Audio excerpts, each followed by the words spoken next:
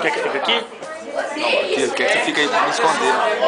Deitado aqui? Não, do jeito que você tá aí agora. Aí, ó, gente. Ô, Pedro, vai explicar isso.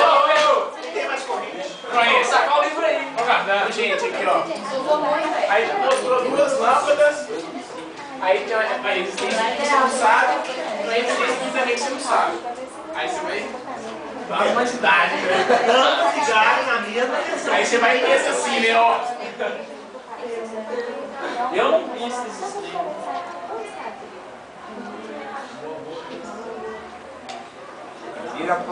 Traduz pra mim. Oi. Aposto apenas 18 horas. Oi! Deixa eu explicar. Tem 10 pessoas aqui, ó. 10 pessoas aqui. Coloca Andradas. E aqui... Amazonas. Eu achei mais... Cala a boca, Santos! Aqui fica o calçadão.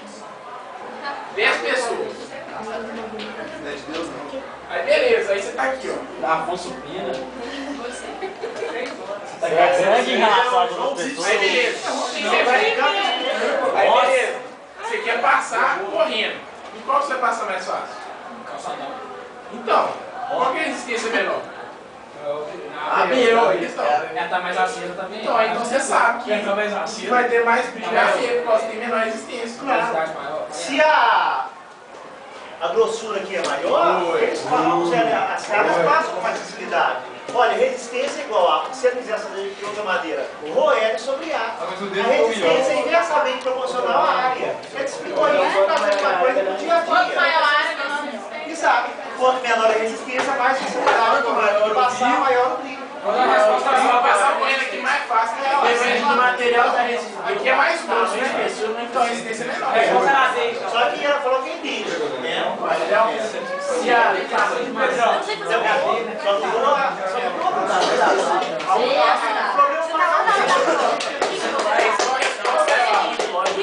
Vai ter mais brilho aqui, né?